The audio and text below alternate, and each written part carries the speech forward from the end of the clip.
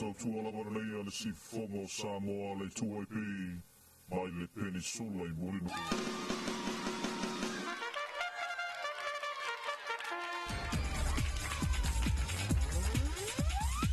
I love it. Thank you so much. That's right. Talofa Samoa, take your tuaipi, number 1.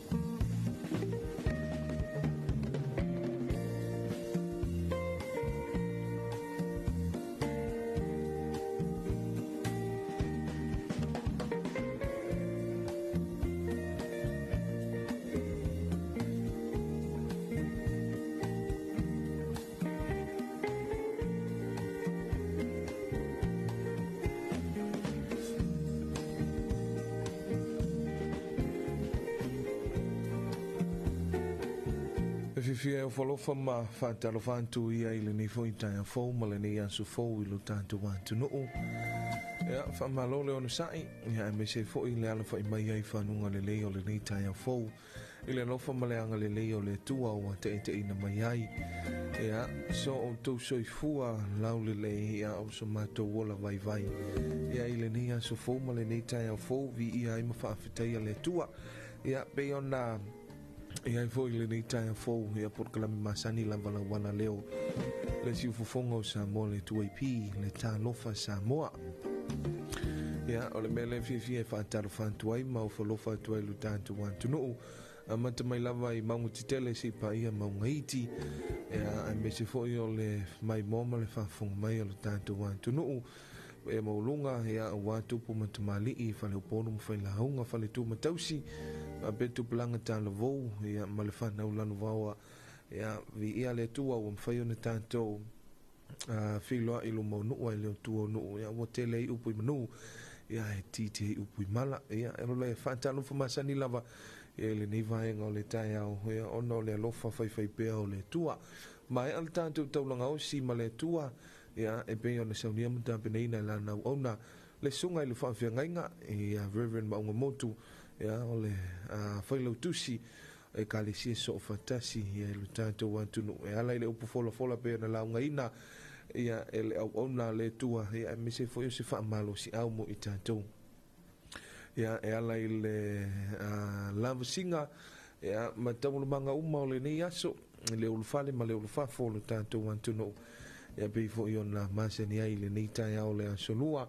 ia le susu mal fitu le nei o yuni lua felu se ful mal lima ia i le fo longa fo i mal Savalinga Samoa i le nei masina a me se le onga tutonu le nei tausanga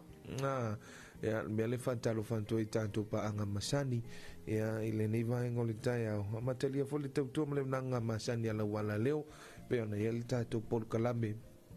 o le Talofa Samoa ia i le nei vaenga le tai au fantalo fanto i pa anga masani ale tato wala leo i le nei vaenga le tai au ia le siufonga o Samoa le tuipi ia i Samoa nei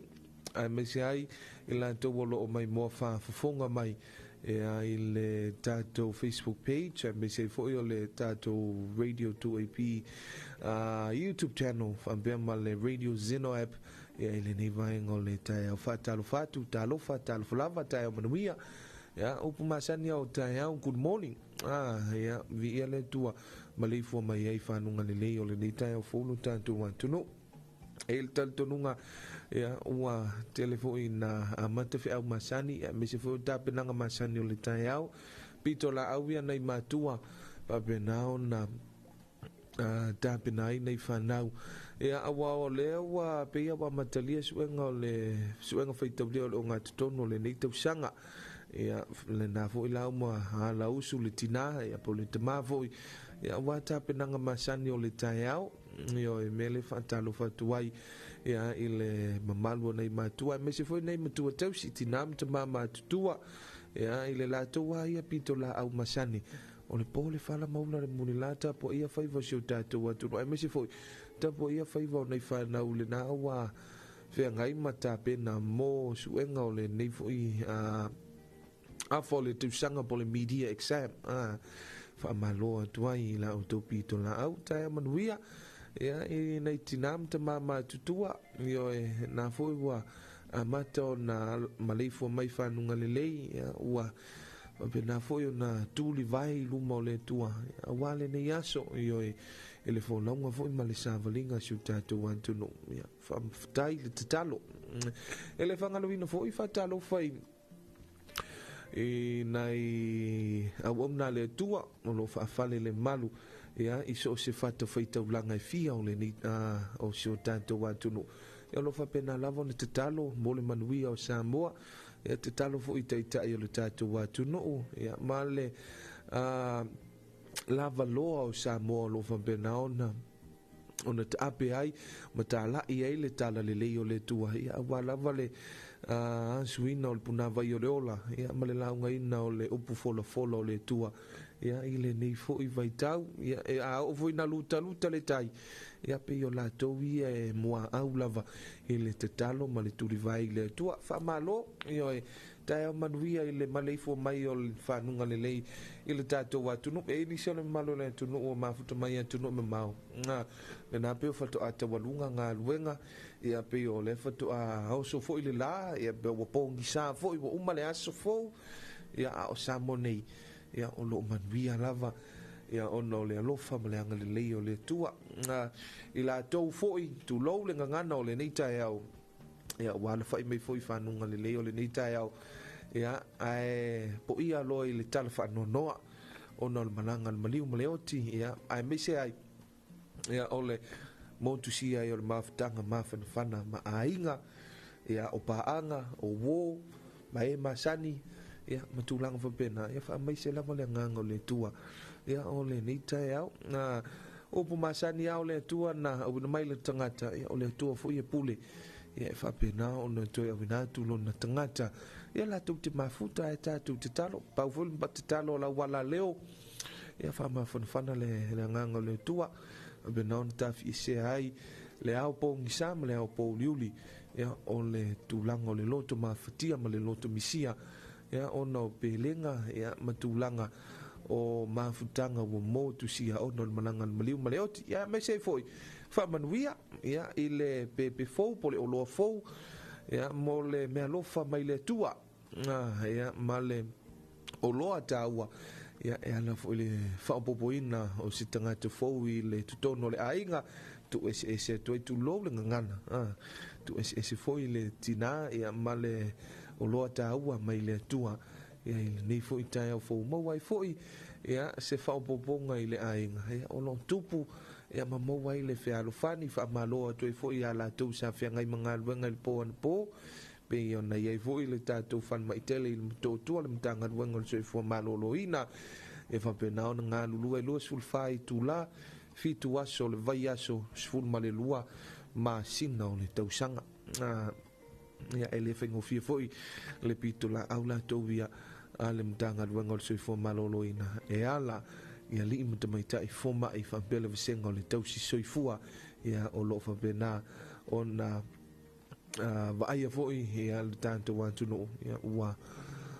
po ia foi mai o le tino matulanga fa pena ia mai la to foi sanga lulu el pon po fa malo fa talofa tu le tato por kalame ala wala leo le si fonga o sa mo le tu e pi le ni vai ngole tai au fa malo le onu sai oi ia pe ona masania i ia por kalame o Talofa Samoa i tai au asu taitasi ia ma vai asu taitasi ala wala leo ia me se foi la wala tele TV va ia o le to si ful ma 5 minute le tu la e fitu il tai au nei fa fonga le tanto wa tu no i tanto talo le tau ia o le tau le fitu fa fonga i tanto talo fo me le vai ngu talo fo wala leo ia o le afo le fitu por kalame masani o fa fianga musika sui filo yo le eterina stop 10 ta le vanu to fa fonga i le to fa salawino tanto talo fo ia ma fa solo tuai por kalame masani fa manuanga o soifo masufana wila to soifo maila so suma fitu le nei o uni ia i tausanga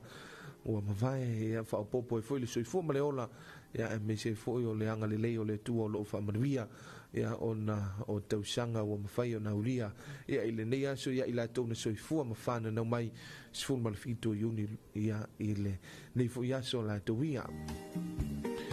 ia le malo le tunu mai mo mai lungo le tanto Facebook page ma le tanto YouTube channel fantalo fantuai le fionga ia misa Victoria le Bow ia fa pe mai morning Dwayne ma lo le usu ma lo si le nei tai au manuia le te fa tai lo fionga ia tai au manuia ma le fo mai fa nunga le le o le nei tai fo wi lo fionga misa ia me se fo yo ta penanga masani ia o le fana ia o nga ma le usu mai fo inga luenga wo to e se fulu mal le valo minuto na talo le tu lai fitu dal tonu se sin fa fi fiango le nita ya to li mai fa fonga le tanto wa tu no u tanto talo le tau ya pe ona sa ni mta penaina ya matu ina mai el official va e tau mo le ni vai ngole tai au fa fi fianga mai le au fai pese al tamam teni tuai o le colisio le fifi ya ile ni vai ngole tai au mai alea fa fonga le tanto wa tunu ia tatu talo le tau ia fuai foi tu te manga luenga ia me se foi o lava singa le afia ngai ma le tanto wa tunu on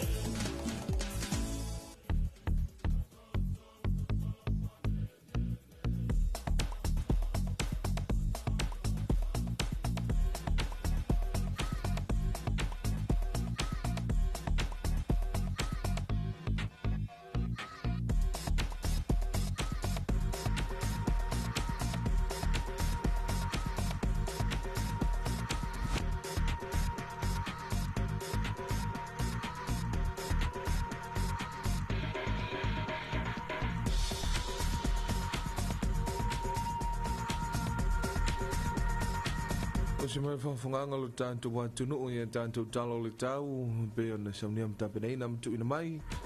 ia le ofisa le vai tau talo le tau mo vaenga uma o Samoa whamawina le ofisa o le vai tau i le itu lai awhale lima i le tai au nei a so lua sifunu malfito iuni lua a whelua sifunu lima winga o le tau o se vaenga vai vai o pe au mamao le eo lo uta otopea i lunga o Samoa mai au mai au matimu e a fihaile atunu u inisio taimi. Talo tau mo polu vaenga matu i sifo falfapia manono mo le so e a wao inisio taimi matimu e pupuu whabene wila mo whai titili e ono iai le awahuli. Sa e sau te sifo ale pata sa fata si umulefanga mo le so e a wao inisio taimi matimu puu whabene wila mo whai titili e ono iai le awahuli. Talo tau mo savai sa e matu i sa le longa sa le aula mo le so e awa inisio taimi ma timu puu whabene wila ma whai titili ono iai le awauli ma tu i sifo a wawa sau whale alupo mo le so e awa inisio taimi ma timu puu whabene wila ma whai titili ono iai le awauli wa inga i sau te palauli lata ne yafu mo le so e awa inisio taimi ma timu puu whabene wila ma whai titili e ono iai le awauli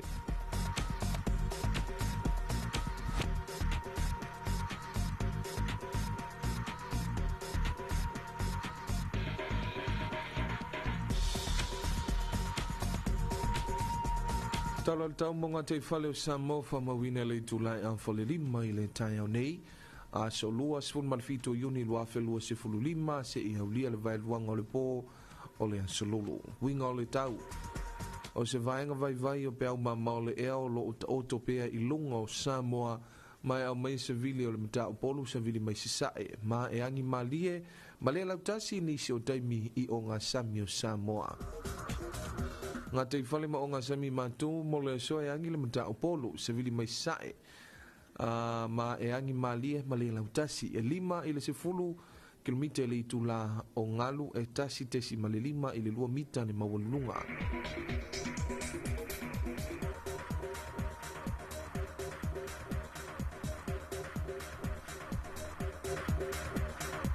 Ngā te whale ma o ngā sami saute mo le tai au nei. E angi le mata o polu sa vili mai sae ma e angi malia ma le lautasi. E lima i le sefulu kilomita le itu la o ngalu e tasi tesi ma le lima i le lua mita le mawalulunga.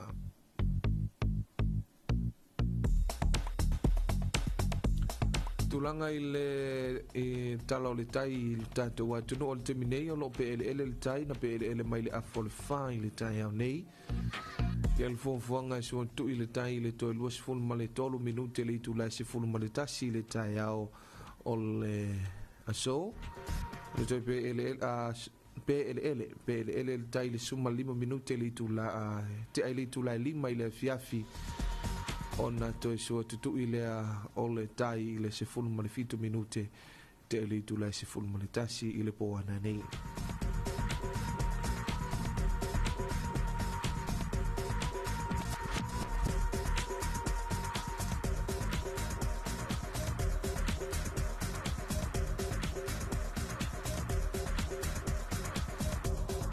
Le tātou talo le tau nā man pe on saunia man tāpenei na le ofisa o le vai tau.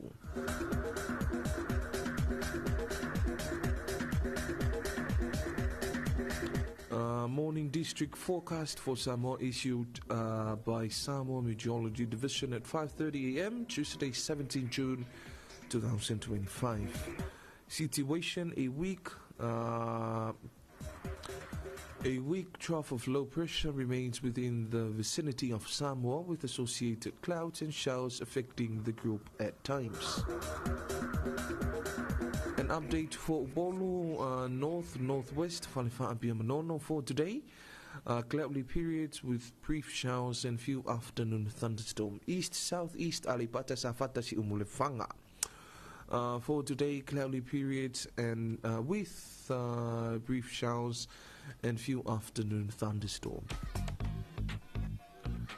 For Hawaii, east-northeast, sale longa sale aula, cloudy periods with brief showers and few afternoon thunderstorms. Northwest, Vawa, South Fale Alupo,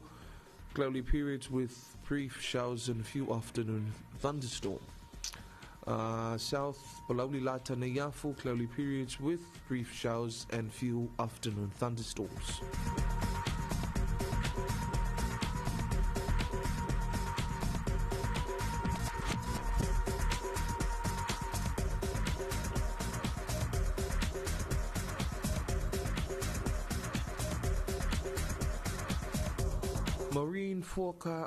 Morning marine forecast for Samoa, issued at Tuesday 5:30 a.m. 17 June 2025, valid until midnight Wednesday. Situation: a weak trough of low pressure remains within the vicinity of Samoa, with associated light and variable easterly wind flow affecting the group marine waters. Northern marine and coastal waters.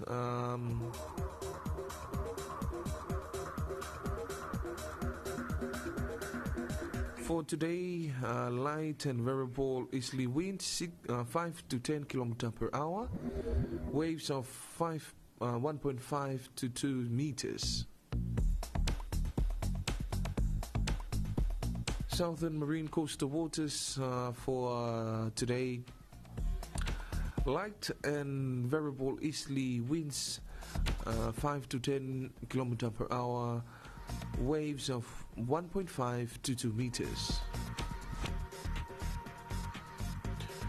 An update of our tide, today's tide time for Apia, Tuesday 17 June 2025.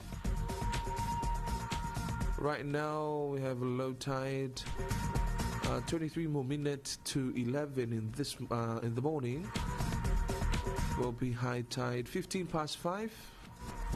That's your low tide, Samoa. And your high tide will be 17 minutes past 11 night time.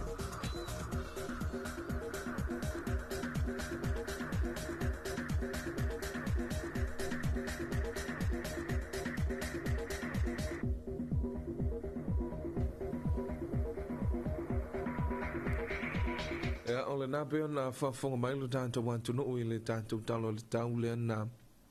sa ni mo tapena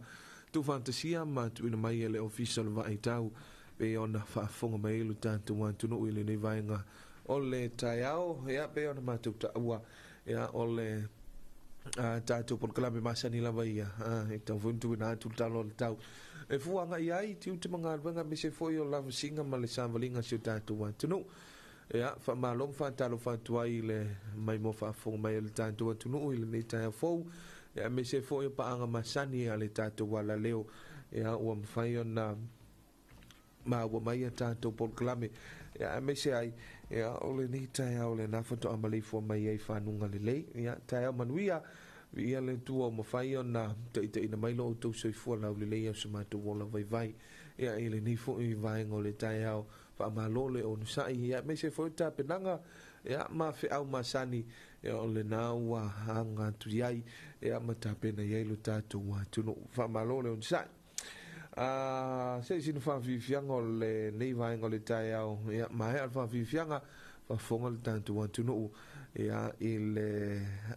tatu talfo mel vai ngo talfo a wale si le fia ni se me o tupu ma o tupu tono le tatu wa tu no fa fianga mai a fana na Jerome Gray malpese la Samoa matalasi.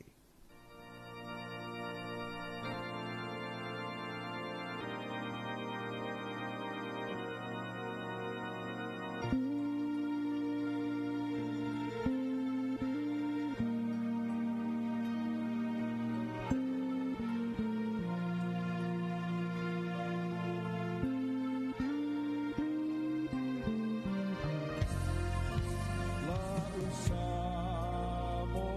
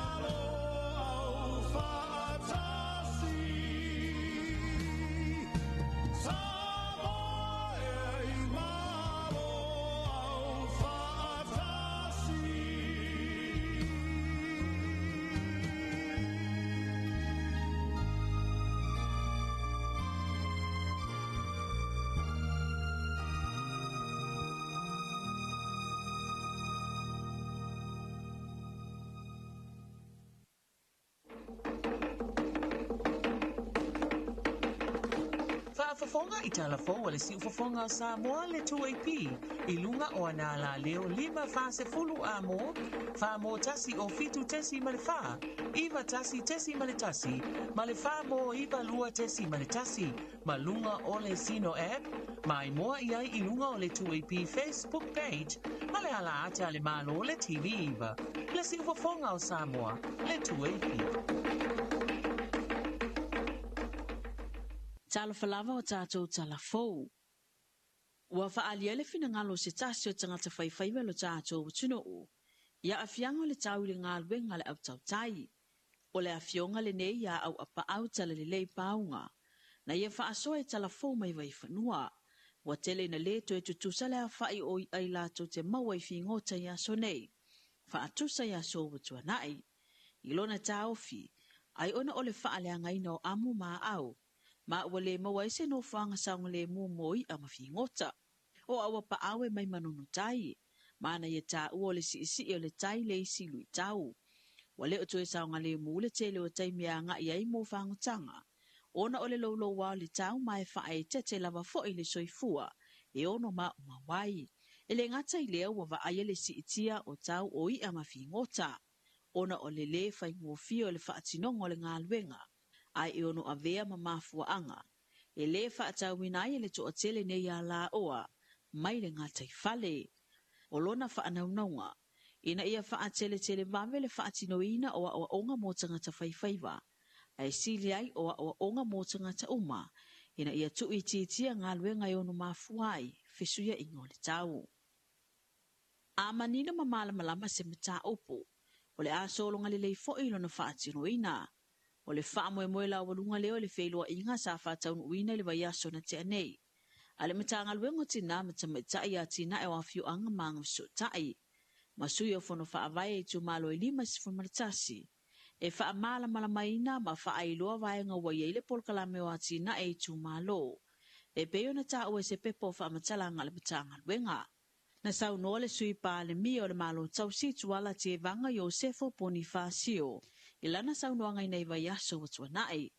O le a wha wina peo na wha matu ina atu vai ngā tupe le miliona tā lalo na tolu.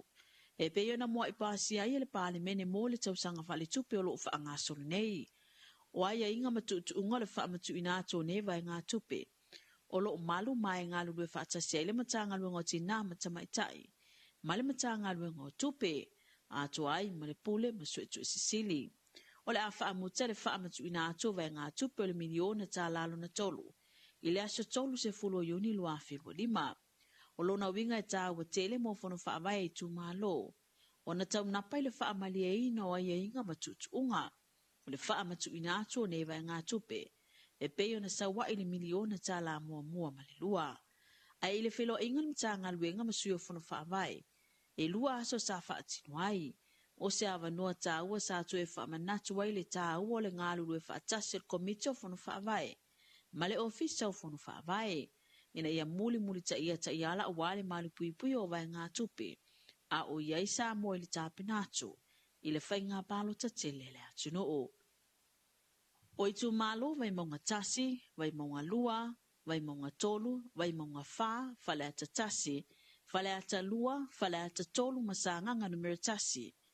O i tu malo ni ele o ilonga lava o na to atele nisi wa ristala. O le tu malo vai maunga numero tasi. E 5 afe se lau tolu se fulu tasi e te tau o na ristala. Ai na o le tolu afe maleono wa mai o na ristala. E 2 afe maleono se fulu wano. Tangata o lo o tuli lo apea e le ofisa. O le tu malo vai maunga lua e tolu afe 5 se lau tolu se fulu faa te tau o na ristala. Ai na o le afe fitu se lau 5 tasi wa ristala. E to e afe fitu se la walu tolu o lo o tuli lo apea le ofisa. O le tu malo vai monga numero tolu e ono afe lua se la wiwa 5 le a fai. E na o le tolu afe lua se la ufa tolu wa mai ona restala. E tolu afe ma le faa se furuiva ele i restala. O le tu malo vai monga faa e tolu afe fitu se la usifurvalu. E na o le afe iwa se la walu wa mai ona restala. To e afe fitu se la tolu se fulu ele i restala. O le tu malo fale tatasi e fitu afe fitu se lau maritasi. E te tau o na ristala. E na o le tolu afe 5 se lau 5 tasi lea wa mai a ristala. To e wha afe se lau 5 se fulu. o lo o tuli loa pea li ofisa. O le tumalo fale atalua e ono afe 5 tasi e te tau o na restala. Ai tolu afe 5 le wa mai o na restala. So e lua afe 5 bima fa o lo o tuli loa fo i le ofisa. O le tumalo fale ata numero tolu. E fa afe 5 e te tau o na restala ai afe 5 le wa mai a. So e tolu afe male 5 o lo o tuli loa fo i le ofisa. Ma le tumalo sa nganga numero tasi. E fa afe 5 le a fai o te ngata te tau o na restala, ai na o le lua afe ma le valu se fulufitu o mai o na restala, to e lua afe fa se lau fitu tasi, o lo o tuli loa fo i le ofisa. O le taminei e fitu se fuluvalu afe se lau ma le tolu i la tau wa mai o na faatinu a la tau restala, e tusa lea ma le ono se fulufitu pasene, ai tolu se fuluiva afe se lau lua se fululua i le i restala, e tusa lea ma le tolu se fulutolu pasene. Wa talo sanga mai fo ile ofisa o whainga palota ile atuno o. Ina ia wha o ngā tatau wa manoa wa toi wha o popo ai fo iniso no whanga. E wha atino ai le whai o restala. E pei o na ele potofono pito i lalo le tate. O le whale ta alo ni miratasi tona i mato. Ai mosa la whai o lo wha ngā solo pea ngā luenga. Inisi o i tu mahalo. O tala mai atuno mamao. E lata ile to o tolu ni whase o tia mai le se furu lima o lo manunu o i se wha alave lave. Ele tu isa te sisifo Colombia. Pe mai reporti e fōlingo se o sofa inga nanga i sao i leo ale atunuu.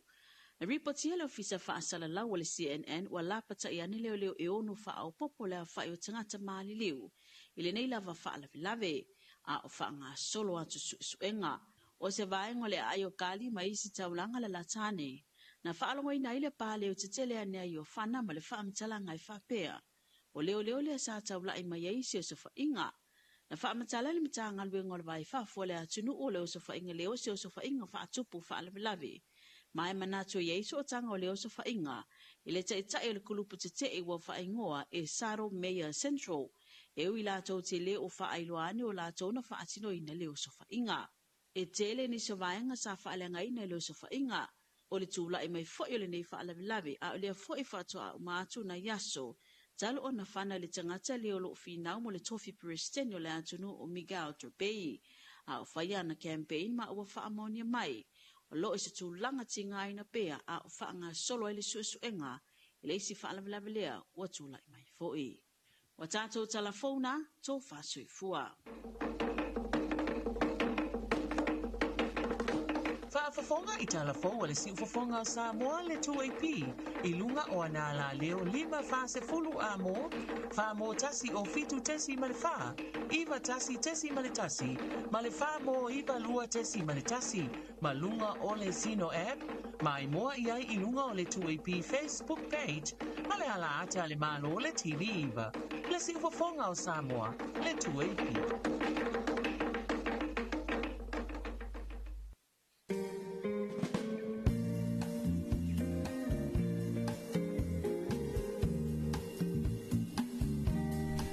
Nau whaafonga le tātou atunuu e ama ia tātou vaenga o tāna fōle ana sa unia mtapenaina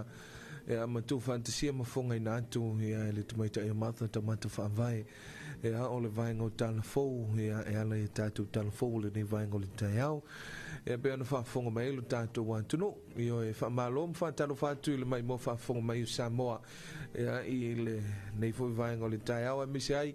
e a o le mai mo mai o le tātou atunuu ono analam papa o i atunuu e mau e ala e le tautua ma leonanga le tātou radio 2AP TV9 Facebook page ka pele tātou YouTube channel i le nei vaenga o le taiau Talofa tuai e a Mandela matavai e a ele nei taiao morning malo le tautua e a Talofa atu e a ele sunga Mandela e ele nei taiao fou vi e le tua mwhaen whao popo le soifua ma leola e a wana wafi au masani o le nei taiao e a whamalo Talofa atu fo inisa le malo le tunu o mafuta mai e a i tātou paanga masani Talofa tuai e a il na yo tātou paanga masani i le ni taiao le tamai a mau maloma lantua inga i nei whale a si umai mo mai mwhafonga mai e al mo tele sala fai le tamai a mailolonga e a mesi fo i malatou a inga lua malatou fo i a inga nga sui nai satu paitea su tu mua nai sa la valu ia me se foi niso paanga a le tātou wala leo ia mwhai ona whafu mai le nei vaenga o le taiao ia le whangaluina foi le whantalofa le tina ia whaavela ia nai whale ula me se foi whantalofa atu le tina ia lita i nai vai mea ia le tina matua lava leo le tātou paanga ia le nei foi taiao ia me se foi whantalofa atu le tina matua ia ana wafido ma le tātou fido family ia le nei vaenga o le taiao ma lor soi fo manuia taiao manuia ia ma le fo mai whanunga le ia tātou nunga wa tele ina ma futu mai le tātou wantunu i lunga le awala ia watu langa foi o le tomwhai e vave momoli le whanau ia ai le i tuai o na molina le nei whanau ia onga ia wao leo wa i lātou iei foi le vai asu tā ua ia o le tūlanga foi le o ala tu suenga fai taunia mo le afo le nei tausanga po la tu suenga o le media exams ia whaamaloa toi foi le pito la awa fai a onga ia le fai ngofie ia le tūlanga o le antawina na ialo mawhanau tai ia male manuia leo siu tātou atunu i le lima nga po le se fulu lima tausanga lumana ia ona ngā ruenga fitama ngā ruenga whaingata ia le sa nafa male pito la au ia nei fai a onga ia wana wana o tawina ia nei o tātou walo ia manei o tātou whanau ua se fulu male 5 minute le mote ai le tu lai fitu whaatalofa whamalo atu mtai o manuia ile sunga ia lalo manu ia ile nei tai au ia ile whaingo fie foi le pito la au le sunga ia lalo manu ia whaamalo le on sai malo le tau tai o le ala ia malo fo ile on sai tiu te masani mo te tofi ai le sunga lalo manu ia ile nei vaenga o le tai au ia me se malo la wavta vale ave pasi ave taxi ia me se lo pasi se malo ele na fo ua tele ina whaunga mai ele malo le tunu ia wala wale tūlanga o le whimalanga inga ia ile nei vaenga o le tai au tūlanga ile momoli o le whanau wa aonga ia male moli mai foi ia o le mamalo le tunu i whale whainga ruenga ia me se lava fi au manga ruenga o le nei tai au ia me se o le nei asolua sifunu male fitu le nei o iuni lua whelua sifunu male lima se sinu whawhiwhianga o le tai au toi liu mai ia whawau le tātou programe o le Talofa Samoa whawhiwhianga mai le au whai pese a le kolisi maununga le fifi ma le pese o ta ua maungaloa.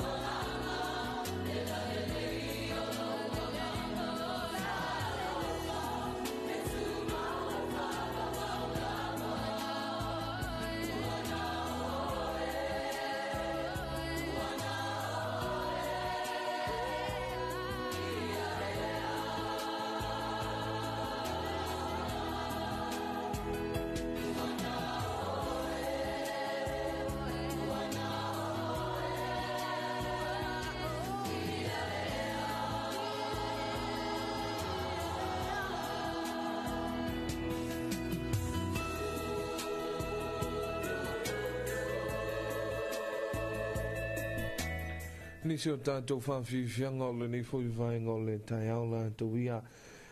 ma le au whaipesele nā ia Leone High School Choir ma le pese o tāu o le pele ea ia i le nei whainga o le tai au. Ua toi tolu minute o luas ful minute, luas ful marfitu minute leo te ele tu lai fitu ia i le nei fwy whainga o le tai au o le solua so malfitu nei iuni lua felua se fulu malelima ia befo ona mai boma fa fonga mai elu tata wa tunu u ile nei vaenga o le tai au fa malole on sai malo fo le tawa ta ile tata wa tunu u male malefo mai e fanunga lelei ni se foi na foto ama wa tata fa sele launga ia me se foi o le tata por kalame o le nei vaenga o le tai au fa tano fatu ia por kalame o le Talofa Samoa ile nei vaenga o le tai au ia ile mai mo male fa fonga mai o le tata wa tunu misi so na lote fa be mai Talofa good morning man wianga wengo le ni yaso lolofa mo a inga i Samoa and God bless lo ma futu mai Brisbane i Australia Brisbane i Australia Tamara Mikaele fa be mai Talofa good morning malole usu le ni tayao le fo i vai vatu il proclame matango fie le ni tayao fa Talofa na vatu i nei Tamara male tutonga male fanau ingi sa le aula i se voi manuia tiu te mga luenga o le nei aso God bless whaftai Tamara manuia foi tiu te masani o le nei vaenga o le tai au me se foi o ngā luenga o le nei aso lua wha malom wha Talofa tu foi le sunga i misis o na lote mafutu mai nai i Brisbane i Australia wha manuia le tua i tiu te foi mga luenga o le nei aso mana ia o tātou talafou ia me se fo i o le whamanatu masani be ona tuina mai le tātou vaenga foi lea o le komisio whainga palota manatua ia o lea lava e tau mawhai ia le tātou ofisa o le komisio whainga palota ia ausia le se lau pasene ia po o le resitala uma o le mamalo si o tātou atunu ia e pau ala tau li poti malatu whamtalanga ia tuina mai ia pe o i tu malo hia i nei le taulanga ia ma upolu nei lea e pa o mawalalo ia le numera ma le au whainga o lātou ia o lofa pena ona whanga solo mai whaia lātou le stana pe i nā i whaleata ia mesi fo i vai maunga ia e fua i numera ia tonu afi mo tupu whaafi mo tupu ia i tu malo ese ia e pe na o le tai afi lima se lau afi ono se lau ia pole afi se lau fo ila tomo mai ona restana ia le faingata ia male tulanga foi lele o le mau fai ia le tatu official committee o le tu taulanga o le la tamai ile ia fale atu mo vai maunga ia pe i tu malona o le la tamai le tatu officer ia i nei i molino ia ai o le pa uma o lano le fai mal pa uma o lano foi pasene o la tu mai ona fai restala ia ai o le motel se la fai le tele na mawalunga ia manisi foi o i tu malo ia be o alipata ma le fanga solo tuna ia no ma nga ia tu le tu sae ia fa solo i foi le tu sifo o ponu nei ia me se foi le motel se la fai ia le mawalunga le pasene o ila do ua mahe o na fai ala to restala mantua ele restala ia mole moli o tu la fono mo lo sal tupe lua fetala le sal tupe le la e fantali mai ai ia le tanto official commission fai ngabalo te pa fa pe tele restala ia le tu alano mal fontuanga na ia vatu pe ia fa benaona ona fa manatu ai le tato wa tunu pe ia masani mo tau te me sola a folfitu la vai tanto por kala masani o le intervene stop 10 ia pe la ona yele ni taiao to mo le intervene stop 10 fa fianga mai le au fai pese al tusi taliban ma le pese vota ua o le taiao ia fa Talofa tuai ia le mai tai intervene ia ile nei vai ngol tai o le na fo mai fo mai fanunga lei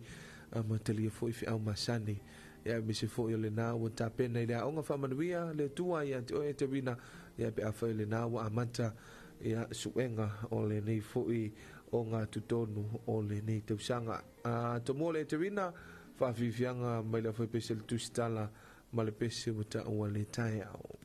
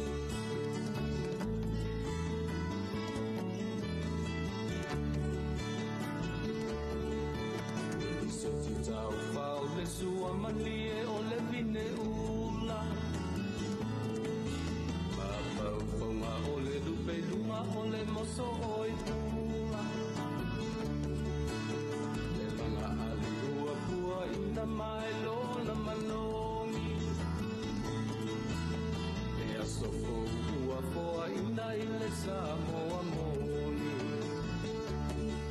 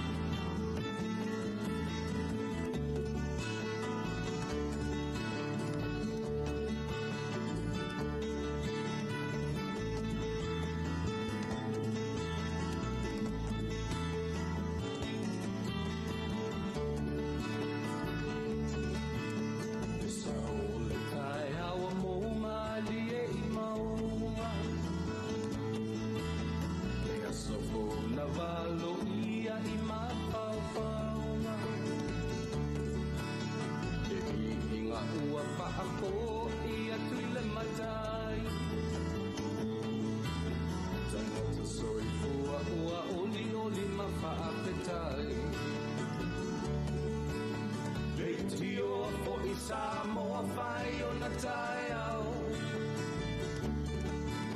Le amatanga o le aso whao popo o le o langa Le tai au nei matani u whea ngai ma le ata Tala le lei o aso o ai nei Samoana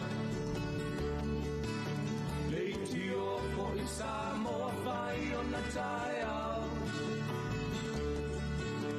E amatanga o le aso whao popo o le o langa E tai au nei matani u whea ngai ma le ata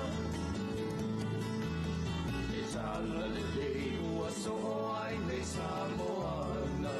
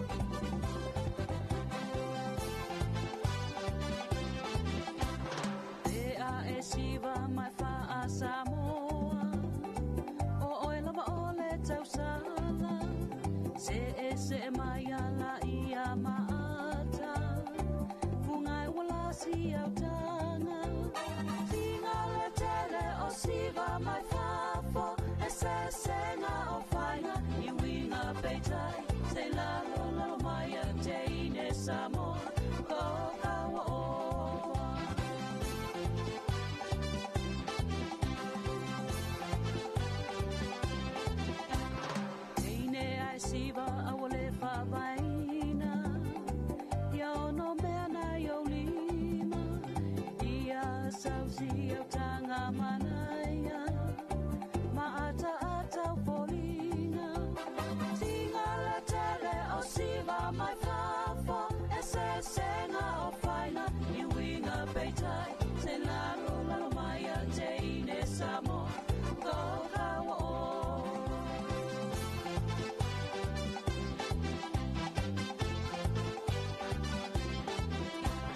E pele oi lo loto Samoa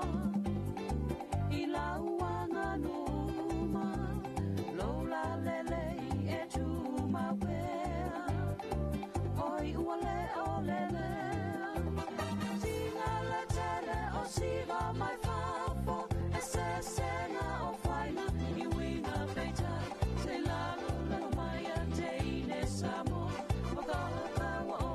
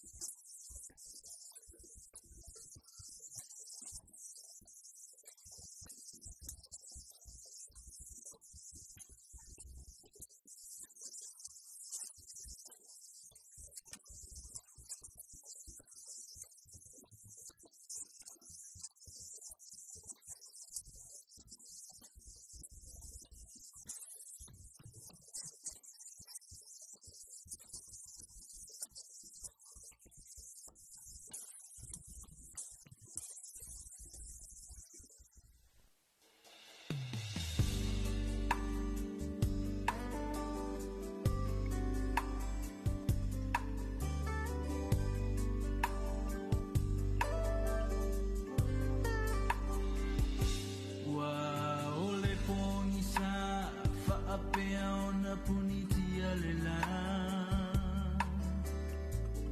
ua au le langi o le timu fo I le muta ua ufitia le moenga a tofai maloi mata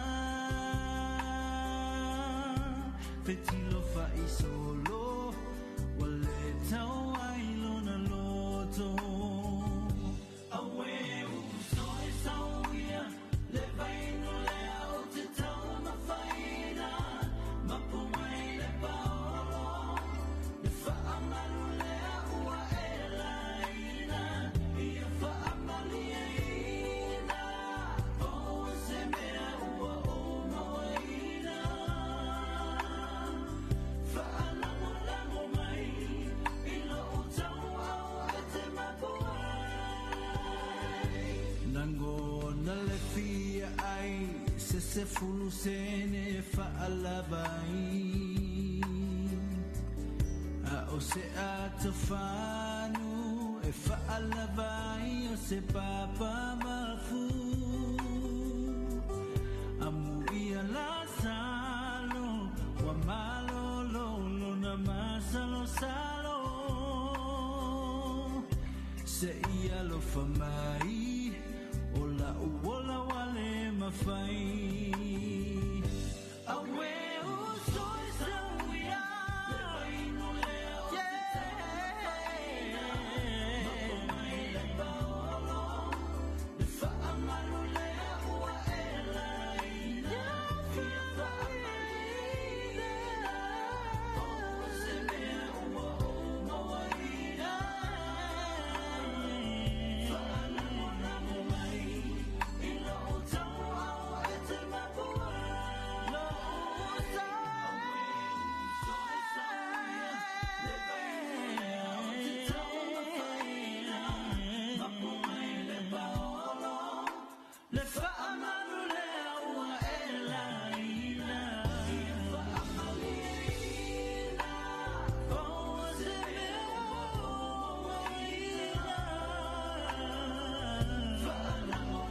mai ilo o tau au e te mapuai awe uso e sauia le vaino lea o te tau mawhaina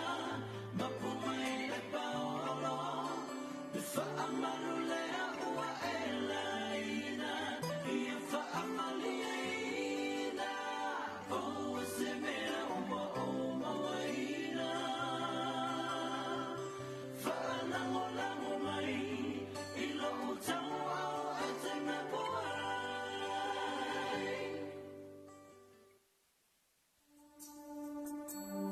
From this moment, life has begun. From this moment, you are the one. Right beside you is where I belong. From this moment on, from this moment, I have been blessed. I live only for your happiness and for your love. I give my last breath. From this moment on, I give my hand to you with all my heart. Can't wait to live my life with you. I can't wait to start. You and I will never be apart. My dreams came true because of you. From this moment, as long as I live, I will love you. I promise you this, there is nothing I wouldn't give. From this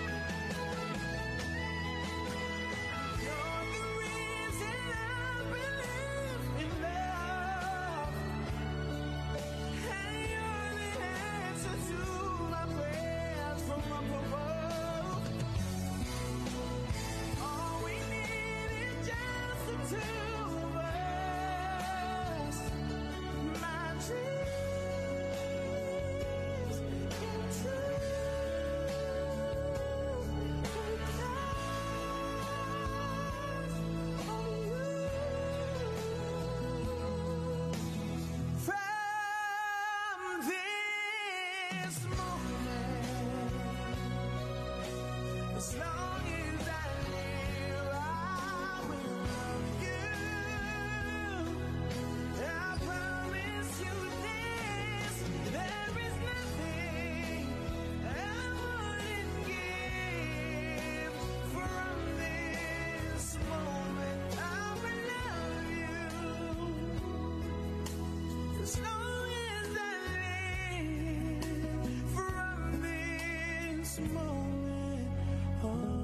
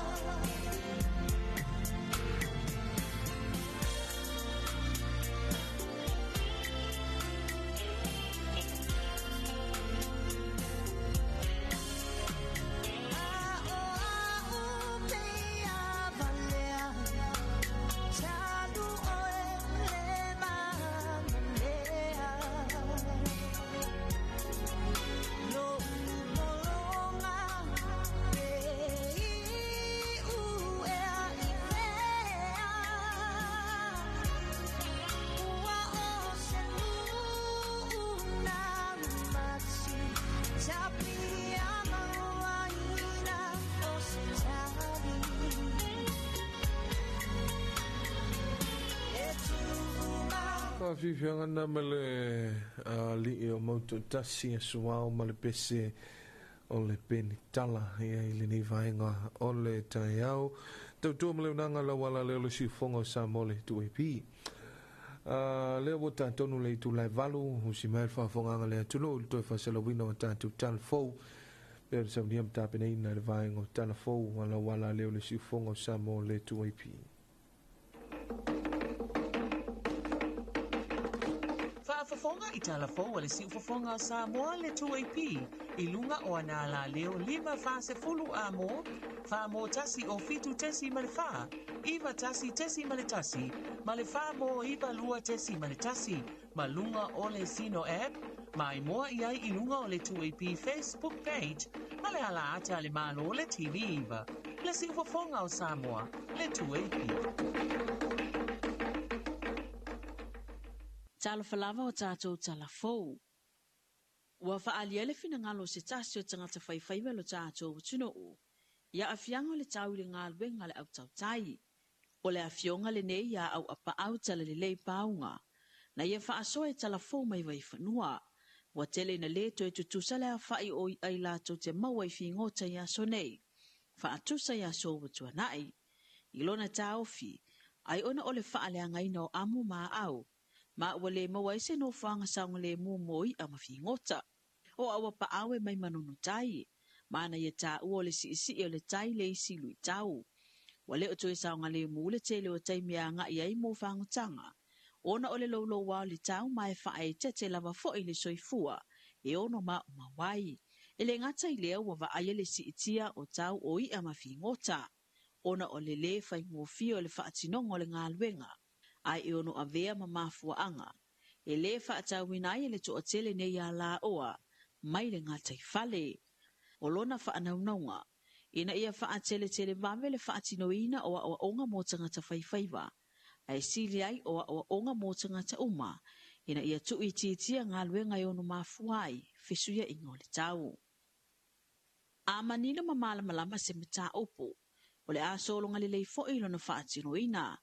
O le wha moe la walunga leo le whailua inga sa whātaunu uina le vai aso na te anei. A le matanga luengo tina matamaitai a tina e wafio anga manga so tai. Masui o whono whaavai e tu malo e 5 sifumaritasi. E wha mala malamaina ma wha ailoa vaenga wai e le polkalame o a tina e tu malo. E peo na ta ue se pepo wha matalanga le matanga luenga. Na sau no le sui pa le mi o le malo tau si tuala te vanga Iosefo Bonifacio. Ilana sau noa ngai nei vai aso watua nai. O le a wha wina peo na wha matu ina atu vai ngā atu pe le miliona tā lalo na tolu. E peo na mua I pāsi ai le pāle mene mō le tausanga wha le tupe o lo wha ngā solu nei. O aia inga matu unga le wha matu ina atu nei vai ngā tupe. O lo malu mai ngā lue wha atasi ai le matanga lue ngoti nā matamaitai. Ma le matanga lue ngō tupe. Atu ai ma le pule ma suetu sisili. O le a whaamuta le whaamatu ina ato vai ngā tupe o le miliona tā lalo na tolu. I le aso tolu se fulo yoni lua whilua 5. O lona winga e tā ua tele mo whono whaavai e tu malo. O na tau napai le whaamali e ina o aia inga matutu unga. O le whaamatu ina ato ne vai ngā tupe. E peo na sawa i le miliona tā la mua ma le lua. A i le whilo inga mta ngā luenga masuyo whono whaavai. E lua aso sa whaatinu ai. O se awa noa tā ua sa tue whaamanatu ai le tā ua le ngālu lue whaatasi le komite o whono whaavai. Ma le ofisa o whono whaavai. Ina ia muli ta iala o wale mali pui o vai ngā tupe. A o iai sa moe le tāpinatu. I le whai ngā palo ta tele le atuno o. O i tu malo vai maunga tasi, vai maunga lua, vai maunga tolu, vai maunga wha, whale ata tasi, whale ata lua, whale ata tolu masanganga numero tasi. O i tu malo ni ele o ilonga lava o na to atele nisi wa ristala. O le tu malo vai maunga numero tasi. E 5 afe se lau tolu se fulu tasi e te tau o na ristala. Ai na o le tolu afe ma leono wa mai o na ristala. E 2 afe ma leono se fulu wano. Tangata o lo o tuli lo apea e le ofisa. O le tu malo vai maunga lua e tolu afe 5 se lau tolu se fulu faa te tau o na ristala. Ai na o le afe fitu se lau 5 tasi wa ristala. E toi afe fitu se la walutolu o lo o tuli lo apea le ofisa. O le tu malo vai monga numero tolu e ono afe lua se la wiwa 5 le a fai. e na o le tolu afe lua se lau whātolu wa mai ona restala, e tolu afe ma le whāse furuiva ele i restala.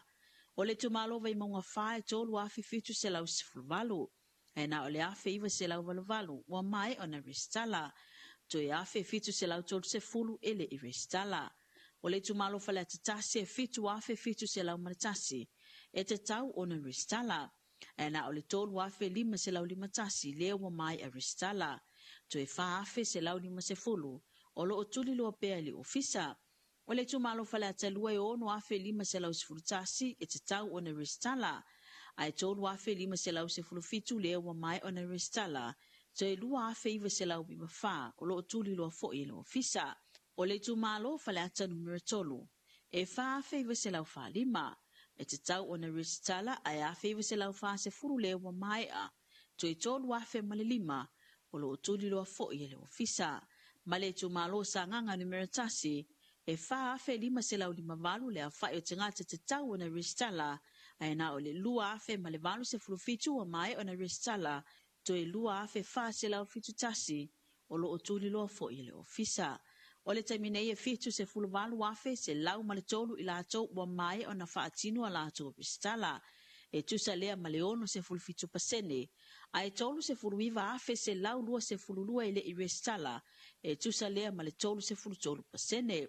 Wa talo sanga mai fo i le ofisa o whainga palota i le atuno o, ina ia wha o ngā tatau wa manua wato e wha o popo e fo i niso no whanga, e wha atino ai le whaio o restala, e pei o na ele potofono pito i lalo le tate, o le whale taalo ni miratasi tona i mato, ai mo sa la whai o lo wha ngā solo pea ngā luenga i nisi o i tumalo. O tala mai atunu mamao, e lata ile to o tolu na whase o tia mai le se furu lima o lo manunu o i se whaalave lave, e le tu i sau te sisifo Colombia, pe mai reporti e fōlingo se o so whainga nanga i sa o i leo leo ale atunu o. Na ripoti ele ofisa whaasala lau le CNN wa lapata i ane leo leo e onu wha au popo lea whai o tangata maali liu, ili nei lava wha lave a o wha ngā solo atu suenga, o se vaengo le ai o kali ma isi taulanga la latane, na whaalongo ina ile pā leo te tele ane ai o whana ma le wha mitalanga i whapea, o leo leo lea sa taula i mai isi o so whainga, na wha matala le mitanga luengo le vai wha le atunu o leo so whainga leo se o so whainga wha atupu wha lave. Mai manato Yesu o tanga o leo so whainga, i le tai o le kulupu te te e wa whaingoa e Saro Mayor Central, e ui lātou te leo o whaailoane o lātou na whaatino ina leo so whainga. E tele ni so vaenga sa whaalenga ina leo so whainga, o le tūla e mai fwoi o le nei whaalavelave, a o lea fwoi whatoa o mātu na yaso, talo o na whana le tangata leo lo whinau mo le tofi presidente o le atunu o Miguel Turbei, a o whaia na campaign ma ua whaamonia mai, o lo se tūlanga tinga ina pea a o whaanga solo ele suesuenga, ele isi whaalavelave lea ua tūla i mai fwoi. Wa tātou talafona, tō whāsuifua. Whaafafonga i talafou le si ufafonga Samoa le 2AP, i lunga o anala leo 5 fase fulu amo, wha mo tasi o fitu tesi male wha, iwa tasi tesi male tasi, male wha mo iwa lua tesi male tasi, ma lunga o le sino app, mai moa iai i lunga o le 2AP Facebook page, male ala ata le malo le TV iwa, le si ufafonga o Samoa le 2AP.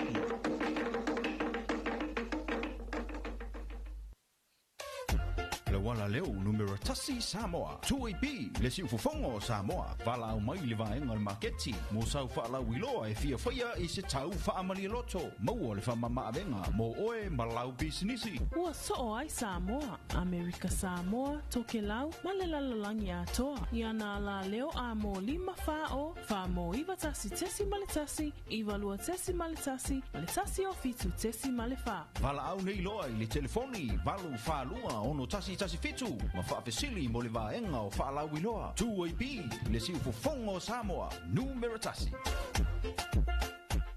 o le mea ringa se ki kua i pīwharo o e maua i pese kua i eisi au whai pese i ua lewa e pei lau lea whaafofonga la oi le puni a la waa pe nina o tia whau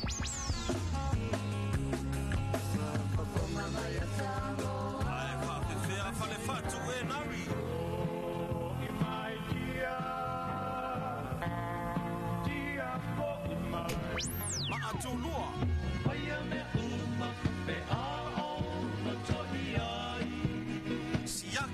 pana.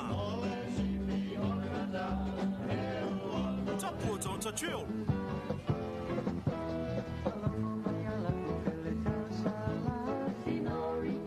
Le 2AP male, fai yaso serenaders.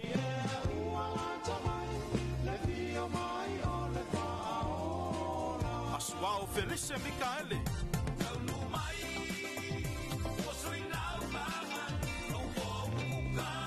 Le matangi mai se sai. Le fui faccio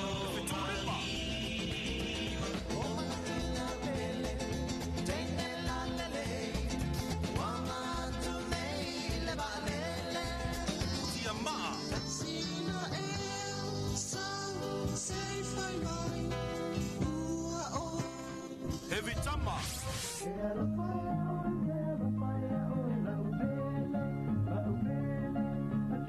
Rosa Bye Bye.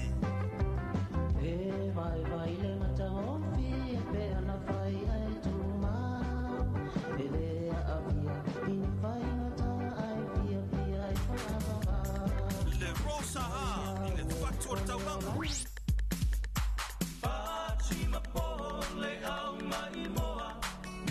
le tele o nisio au fai pese ua le masino I lunga o si fofongo le aturu le 2AP.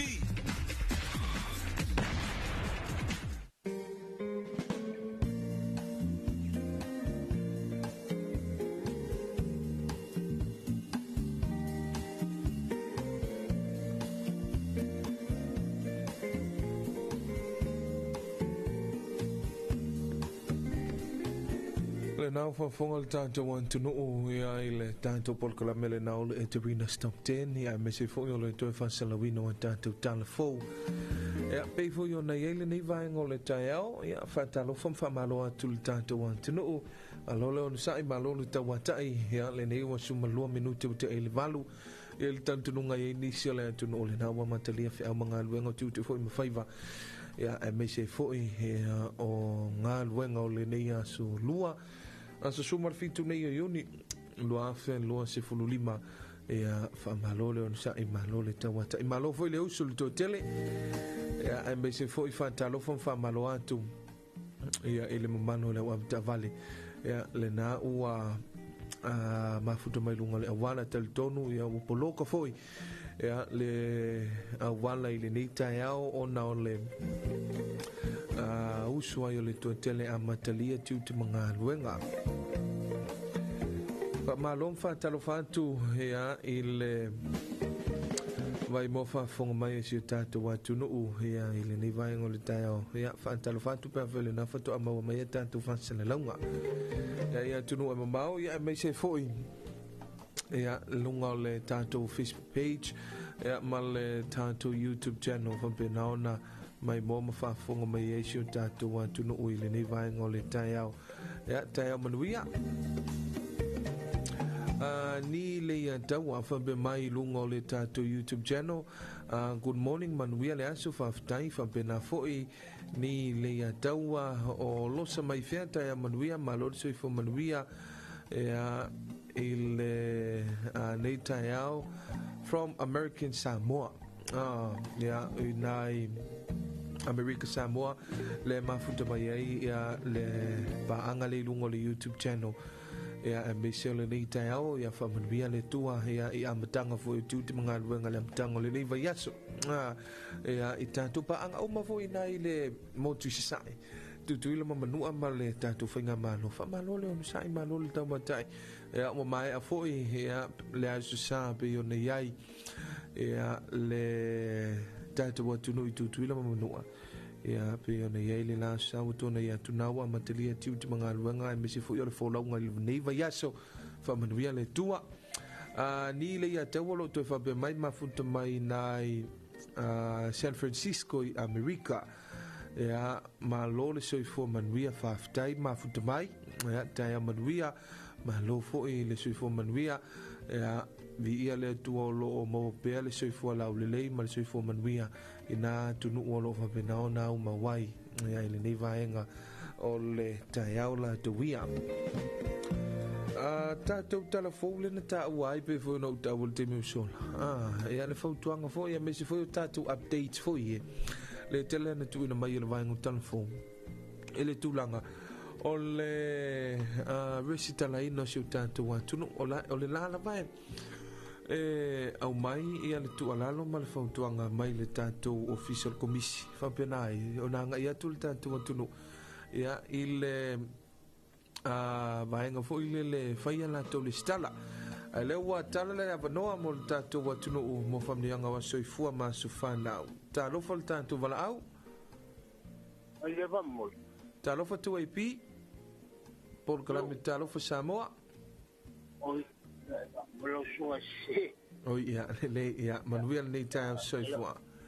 Talofa ia del tonu la wa se mai ia le numero nai lungol tantu ai wa tala le telefoni lo te sifalo o lo te sifalo lo famlianga wa soifua ma sufana ia me se ai ia fa Talofa masani pe ona el tato por kalame ia ma so sia so fa manuia ma so sia so fa natu ia ile nei vai ngol tai au ia tato por kalame o Talofa Samoa lo te sifalo o lo te sifalo lua number fayona vala au mai moli mai o lo fanga tanto por kalame famlianga wa soifua ma sufana e pena utawa o lo tu i mai lava le tanto official le commission fainga palota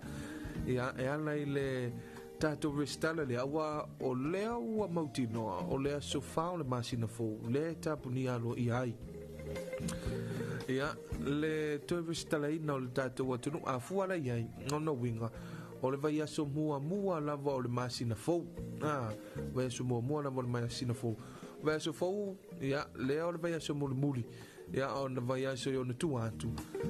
lea e tawalungai ia pe faamutai faangatai ia le toi vestala ina le tanto watunu mantua ia ale failo vestala ia lona winga ua tutoni lau lunga fetala mai wele na seleni o le amai mau ia o le vestala fai ngofie ia na o lo saula paula va pepa mana o mia ia pe afa pe o ele failo vestala na o lo pepa fana ia ma pepa o se ID ia lo wata e fa mauni ai o oe e o naina ia le pepa fana nei ia fa tasi ai ia ma manisi o famtalanga fa mauni ai oi a fa pea o le te no foi la lo vai le te fufu pe te fia palo tai i vea i le pea tu lo le fio anga tu lo fio anga mo ta o sina monga po fela a po no foi tua e mana o mia la pepa fa maunia mai pule no o a fio anga le te fia palo tai ia fa maunia ai o ele tanga tanu le te la la nei ia le te fia palo tai yo a vai nga foi o le te fia palo tai lo so fa matai ia e mana o mia la ia le pepa foi le o le certificate le certificate foi le o le suafa matai ia ma fa mauni ai o e te suafa matai o le te fia palo tai lo suafa matai o vaenga na mana e mana o mia i le fa mauni ia ma le fa maunianga ia mo le fa atu tai o lo palota ia mo malau restala fo ai o le tato online e tu salava ai paula val me ele ato ai online le mfaiona fantino ina le lolomi ina o tamtama ilima po le faila o biometric mantua e faila o biometric to e pu e malawata pio o vaenga na ia e te tawai ona fantano ina pe la palota oi amin lau restala ia wala palota mo sa iringa o filfilinga o te ita o tanto watuno wa mantua filfilinga o te ita o tanto watuno ia o lo yo lima ia mai Samoa uma o wa tangata le wa filfilia wa e tali tonu se lau pasene lo tali tonunga ia o se taita ile leile mo le itu malo ia me se foi o pu fai tu tonu le fono al pal mene ia pe o sui al fono o fai tu la fono Samoa ia fa malo tu foi ia ita yo le tato watu ai me se foi sui ta va sui ta va al tato palo fa malo fa manuia tu foi ia tu langa ta penanga masani ia mantua o le tato palo talo ia foi le tu la fono fa pe e molia i o pe afa pe le suita vale e tongi tu pe la palota mantua ele fa tanga ina vaenga na ia au tu langa tu lalo lava ia ma vatu lava fa fa tuanga ia wa fo i le ni vai ngol te ai lo tal ta tole ina lo te si falu o lo te si falu lua ia fa no vala au mai fa mnia ngo so fu ma so fa nau e lu ngol ta to por klame ia o le Talofa Samoa fa Talofa tuai le sunga ia mo malo malantu ainga e be se pa anga masani le fangaluina fa Talofa i le fa le loa ia il fa le loa mal supermarket a mau i nai sa le ufi pulenga foi mala fenga luenga ia o le tato fa le loa a mau o le na foi wa matalia le la tu tua ia wa foi le mamalu se tato wa tunu i tulanga i fenga fa taunga ia male tele mana no e o la tu o loa e fai e lo filfilinga i tulanga foi le o fa taunga mole mo fa taunga le aso ia me se foi le tele male no i onisi o la tu o loa o lo va benana fa nga solo o ia la tu fa la wilo mala tu o maulalo ia ile nei foi vai tau male nei taimi ia fa talo fa tu foi il fa le o lo fa tu anga ia le tatu falta vale o le escomotos ia vaonga me unita mal tatu vaenga ia fa le lo fa tu anga ile sunga ia soke ia tu manvao pa pele sunga ia Greg Assam ia lena ia ile la tu fa la wilo le na fa nga solo le vai aso fa ungal vaso lentea lena tele o loa ia mesi foi o pe le o loa le solo le tolu sul pasene le sa fanga solo ai ia le la tu fa la vilona lo sul pasene tolu sul pasene ia e pa o maula lo ai ia nisi o loa i tono le tanto fa le o loa fa tu anga ia fa malo tuai fa talo fa tuai pulenga mala fenga benga ia mesi ai ia ele fanga luina le tatu fa talo fa masani le fionga le komisina ia o le komisio fainga palota a fionga tole fotu ia filolo Alexander John Stanley ia male pulenga male finga benga le tatu official komisio fainga palota ia vaenga le tanga le benga sui fo malolo ina ile la topito la au le fainga fie me se foi fatalo fo tanga le benga leo fal pui pui male o le toi fotu ina ia wan lava le malu pui pui ia o sio tatu watuno male tulanga ua ia fo ile te le male no i solinga tula fono ia me se fo o nisio suenga manisio vaenga manisio mata upu le asa lunga mala lo i fo ia ma ele fengo fo le pitola au manga wenga la tuia al mtanga wengo leo ia le tomu fai enforce ia pe una ia le Samoa saunga le mo masi Samoa file mo masaoloto tulanga foi lele fa malusia le tula fono malu puipuia na yo tatu tangata ia ono le pitola au la to via al mtanga luenga leo fa le puipui ma leo le tu fuata ina Talofa foi le mtanga luenga o fiso inga fa mtalanga teknolosi ia le fionga le ofisili ia amese foi le pulenga le fionga luenga ia mal tanto mtanga luenga le na foi wa matelia ia tele na usu mai foi le to tele le nei vai ngol taiao ia tal tonu se sina fa fianga to liu mai fa wa tato por kala mel Talofa Samoa amese family nga wa soifua mas fa nau ia pe ona tala ile leina lo te sifalu o lo te sifalu lo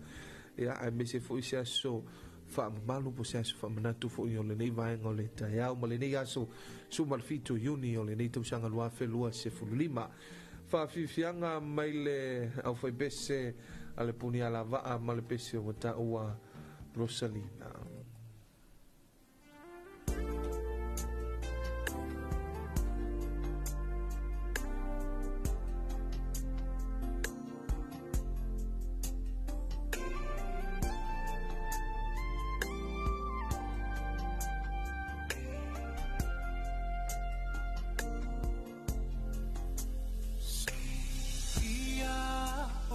Sali,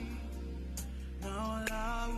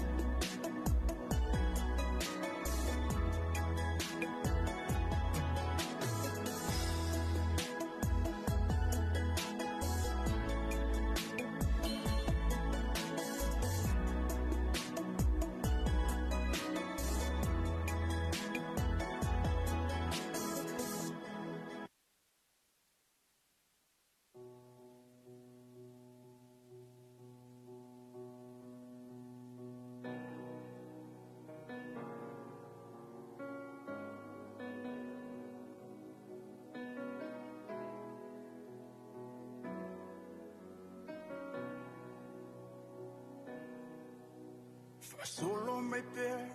onai o uma fofaunga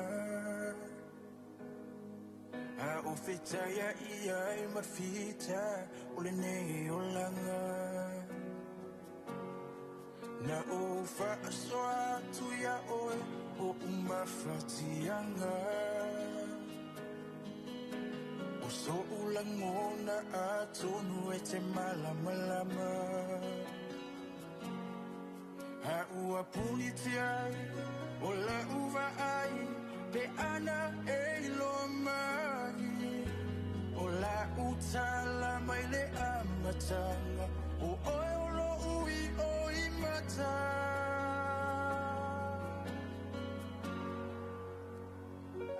ana o ilo aina tele tu uale ni mama ilo lima ana o ilo te fa'atali seia o ma'ai o folinga ma'ima wepe ano toi lai titi seio fai atu o oe usili fai mai so manatu peste talia pea u ilo fatu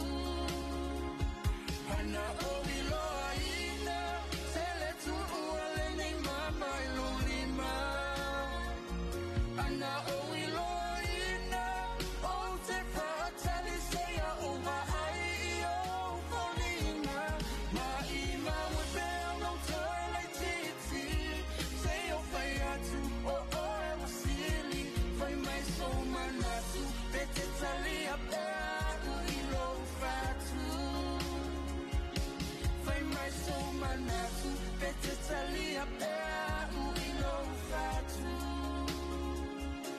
Fai mai so manatu Pete tali a pea ita ilo fatu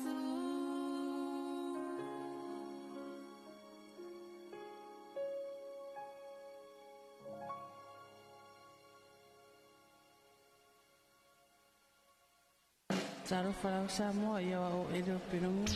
Talofa Samoa o New Zealand Pelongo. O Whaavai Whauriuri.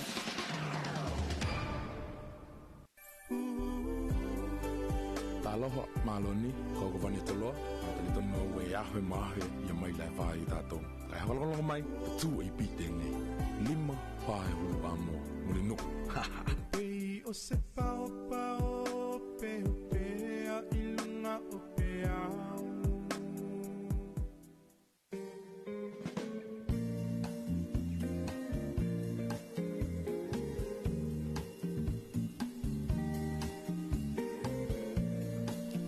Nisio tātou whawhiwhianga musika sui whewhiloi o le ni fui vaenga o le tai au e me se fui o le ni teimi no ua toe lua se fulu male 12 minute ona tale o le iwa i le ni vaenga o le tai au i le tautua mle unanga la wala leo si ufongo sa mol tu i pi e a whatalofa toi whamalo i le ni vaenga o le tai au e me se fui whatalofa i nisa le malo le tunu o mafuta mai lunga le YouTube channel ia le sina ma mea whapea mai malo le tautua i le tunu o whamanuia le tua mle unanga whaaftai whamanuia fo i le tua i lava singa ia e me se fui taurubanga mga luwenga o le ni aso ia te oile to finem a le sina ma mea i le ni vaenga o le tai au ia me se ai pe ona o ta o te musola le tatu te iei por kalame whamnianga o soifua ma sofanau i la tonu soifua mai le ni aso le so le susuma le fitu iuni ia me se fo i whaamamaluina o la tu waso soifua ma sofanau whaamanuia atu le soifua ia o le sunga ia ta levo Douglas Tausili o le so ato ailona limas fumaltasi tausanga ia o lo faanga mai le faletua ia me se foi o le fanau ia le tinamatua ia tau fao tausili ma le tatua inga nai palisi ia mo le sunga ta levo ia mo le whamanatuina o lo limas fultasi tausanga ia i le so le susuma le fitu le neo iuni ia me se foi nisi o le malo le antunu ia o a whaamanatu whaamalu ia le nisi o aso whaamanatu ia i le nei aso ia me se foi ia le nei tai au o le ana tuina mai le whaasisilanga mai le vaenga foi leo le LTA ia po o le pulenga o whela ua inga ilunga le lau ele ia i le tapunia le tu mawai leo le awala kolosi ia po le awala lau papa ia inai whangali itai ona o se wha le tonu ia wai ai nei le tātou o lau papa le na ia nā le wha o ngā mai ia tuto le awala fo i le anga i mei tutonu o vai lele ia ma wha o ngā mai le osu mai voi le i lalo le vai tu lou le wha mai le atunu e peo le awala na nai wha o ngā mai e nei o tātou a tangata o lalam papa au ia i le tu i se sai ia fa solo atu na ia no ma fa nga solo atu ia tauto na o le na lava tapunia le tātou awala ia le nai i whangali ia o no nisio vaenga ia o le wa mai ia le peo le so na file na tapunia ia o le ala uto e matau atu ia pei o le na uto e whaaleia ia le awala uto ina mai la tau whansisilango whapea to e tala le awala kulosi si mai whangali tai ia whamalo la moli mai le whamalo i le atunu i le ono sai ia o whiangai e foi ia le mamalu ia male pulenga o le whelaua inga i le lau ele LTA ia male tulanga fita fui sai ai le na awala sa whawhingatai le whiaua inga o le mamalu si o tātou atunu le sunga ia lua ia mafuta mai ia i le tātou polkalame whape mai malor soi fo manuia lo fatu ia lo fatu foi ta heo manuia i le nei vaenga o le tai o me se foi o lava singa o tiu te mga luenga ia o le si tala whano no fo i le na maua i le asoan nafi ia o se tasi o alo Samoa le na tulanga pe ona maliu mai I nā Utai Amerika ia le sunga ia Arthur Afa Alu ia o se tasi o alo Samoa nei o le designer ia po o I lātou fo ia e designinga ia ofu ia po I lātou o le au sui ia po I lātou ia le tele na whai ia ofu matango fie foi ia matulanga o designinga ia tulanga ofu I models mamaenga whapena ia o le na o maile whamtalanga ia na maliwana na fi ona ua tulou lava le ngana ona wa whanahina se tasi o tangata no Amerika ina ua whai se tasi solo te ile mea ta o le King Free ia po o vaenga na ia pita ia ne ia o le sunga o le alu le nei o Samoa o le sa whai ia sa whai lana filming pe sa pue ia se tasi o ana show I le a wana tonu lava le na whai e se solo te ele na I le state o Utah ia pita ia ne ia le sa tula I me el whana lave ia ma whana I na I loa ia se tasi o tangata ia le ala ua tele ina mai e wha mai senga I lunga o le social media ia pe o le Facebook, Instagram ia mai si lava platforms ia tulanga foi ia ave e wha mai senga ia isi alo le neo Samoa awa pe o se tasi le neo alo Samoa sa fison so anil tele ia I tulanga o la o le tamaita ia moe moana sa fata o shranky ia le sa ave matau sala o Samoa le tausanga lua felua sul malfan lua felua sul malima ia ma avea foi ma tausana o le Pasifika ia pe o le sunga ia afa alu ia pe o ia le sa so ani tulang foi ia designinga o la al tamaita ia moe moana ia ai me se foi o le pride ia male mitmitanga o le sunga ia afa alu I tulanga ia le design e fa mo lava lona nganu ia malona ngai fanua o ia le tanga te Samoa tele isi ona la pe ona recognized tele nisi o le au fai pisi nisi ofu I le lalulangi tele ia ma ua telefo ona ia whaanawiloa ina designs ia mamamanu ia ma tulanga fo ia o patents sa Samoa ia I le lalulangi ia ma ua telefo ona longlongo a fo ia le alo le ni o Samoa I tulanga lava o vaenga ia mo designs ia po o vaenga o whainga o la eima lava tulou ia ao se tulanga fo I whaanonoa ia I tangatanu ia ao se tau ainga fo I se tasi o tanto o whasalau le sunga ia wa ai mo na fursa ia wha mai se fuleanga ngo le tua ia I le sunga I le ia wa ai ia ma le la tu fo ia inga ia ono le whaafua se ia mantua tulanga whanavlava penei ia ele vaenga fo I ele tau matite ia mo tupu ia ua o tia ma momo ai le loto ia ono le vala ia ele fofoina ia o le te mile sona ia pite ia ele tala no se si male tele mana no ai ia o fa na lave tupu fa mai se ilanga ngole tua ia ile sunga ia va ai fa talofa tu ia te Filipepe ia te Filipepe don mo mausu ia meseles te mai ta ia Patricia ia o lo mafuta mai fiti ia o nisi fo yo fono tanga o lo awai ai ia manisi fo yo fuanga manga luenga pe ona malanga toi fo ina tunu ia awalava ia fono tanga pe ona ia ile nei vai tau ia o lo usui I fiti ia le fono tanga ia male sunga fono o le women in media ia vai aso atola na mafuta mai ai ia le sunga ia te Filipepe ia ai mese foi ia le te maita ia Patricia ia inai fiti nisi o ia le wai el tanto wala au ilunga el tanto por clame talofa malo ni sai fuari ko pai ari ia tai au manuia ore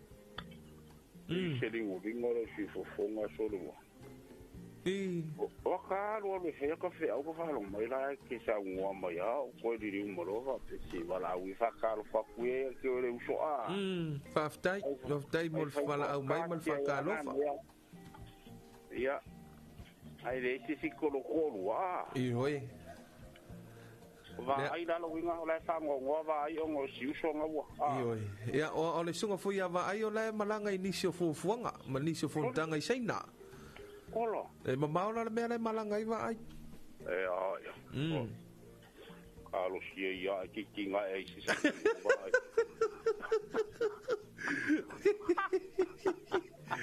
Elo. Ave kai a mole va ngo so. O va lo foi malanga ka pepe Ioi, le foi malanga. Fiki Le malanga I fiki. Na mea di fala ua kaua I se fiki ka pepe. Aloa. Ioi, faftai.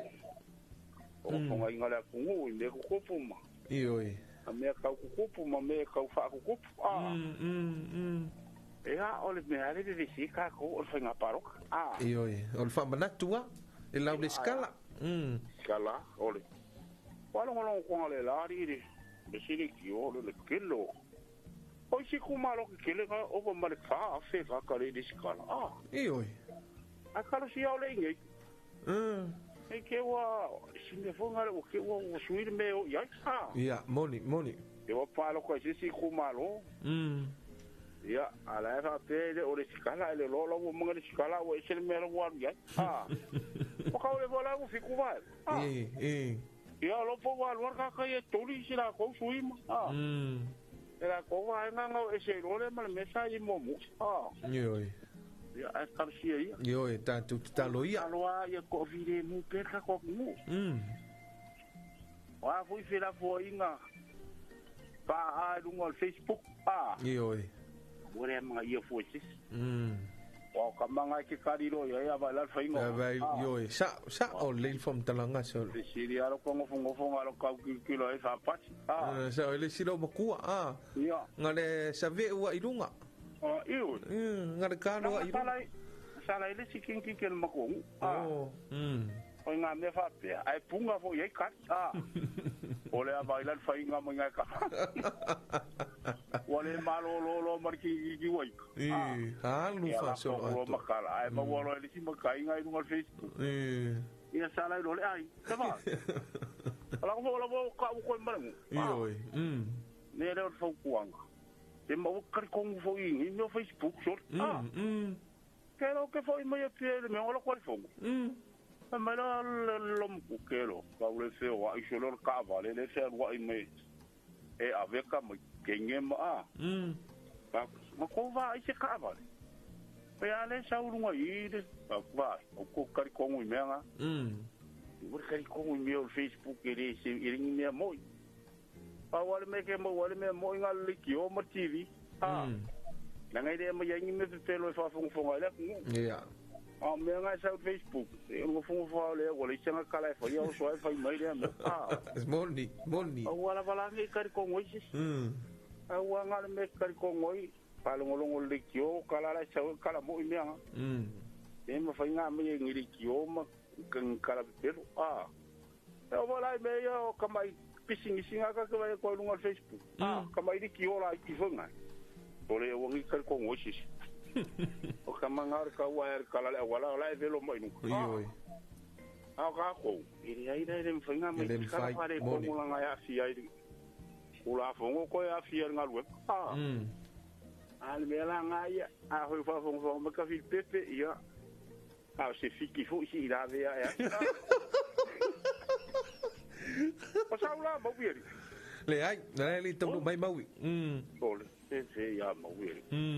No maua na msa reula. Se o goinga no ioi. Nga fia mo vai ko fa lo ko in. Ala sui me o lo mar ko in. Ioi, le makif sui ya. Ole faftai fo ia ile anga le ole tu ole mo ole malos. Ioi. Ele ai se me ka kum fanga faita vai malos. Ma iro I ole fanga ngalu. Ioi. La fa kai deri lo ngalo fo wa e perso fu manguia ia ke oe male kalenga male kalenga foi sale ulai e wa mo ia o ia ngakera ki ya sale ulala ke lo pe inga nga fu ala ulai ioi ole fo kuanga nga le foi ma ave mal fa manatu ia le foi tau tu na ia kai mi ngoi fu ala ngau fo likio e vai squala au ala ngai la kulikio e vaksio la ya io e tai lava molo sa ta u anta tu por klame amangui akele la kiu ke tai lava lolo spenga paanga ya ia va kai mo le bango ya lele manui foi tiu te mangal vengo le nei aso ia kai ke lava ya o le tatou paanga le na le sunga ia lua ma futumai ia ile moteli sala fai ile nei foi vaenga o le taiao ia le na foi ua ngai foi tulanga o le tiu te mangal wenga masani ia e mese foi o te manga uma o le nei aso lua sfurma fitu le nei yuni loa felo se fulurima fa talofa tu i le sunga ia afa masanga Sam sopoanga fa be mai o lo mafuta mai nai Amerika Samoa tai au manuia ia malor soi fo manuia ia i le sunga afa masanga i le nei vaenga o le tai au le nei wuto e vanu minute o na toe o ne tale o le itu la hiva e fuli tala tununga o le sui ui ia ma le tawalunga le na o le tantu por kalame o le Talofa Samoa ia i le nei vaenga o le tai au ia o le afo i se upu se tala ua le tau tamali i le whaafonga mai ma le mai mo mai o le tātou atunu ia maru ave fale o tau fina ngalo ia e tai tolu aina pea ia le mamalu si o tātou atunu ui whaafianga musika sui fe filoi ia ale alau ala leo le siufonga o Samoa le 2AP ia i le nei vaenga o le tai au e misi o le nei aso atoa e bantoa tale iwa o le tātou talafou mai le iti o fa malo ni sila ia ile ngana va Britannia ia e fa malo fa talo fa tu fa manuia tu foi le tua ia le tanto fa le loa le supermarket a maui nai sa le ufi pulenga foi mal o fenga wenga ia le tumaita ia nufe male la tu o fenga wenga ia ile nei vaenga o le taiao ia fa talo fa tu foi ia ile mafa manuia tu le nei aso il tanto fa le loa fa'ato'aga i ona lala o mai tolu ia le lua i tua mua nei ia ma le tasi ia i le moteli salafai ia le pulenga foi ma le aufaigaluega fa'amanuia le tua le aufaigaluega le tatou escomotos le suga ia vaoga ia ma le tamaita'i Juanita ma le tatou aufaigaluega le escomotos ia fa'amanuia tele le tua ia i tiuti magaluega o le nei fo'i a solua mo sisi whapoponga o le tātou porklame o le Talofa Samoa ia ili tulai a whaleono i le taiao pe amamoli mtaitei atua ili soifo ma leo la siu tātou wa tunu ua toe ona minute ona tale o le itu la e iwa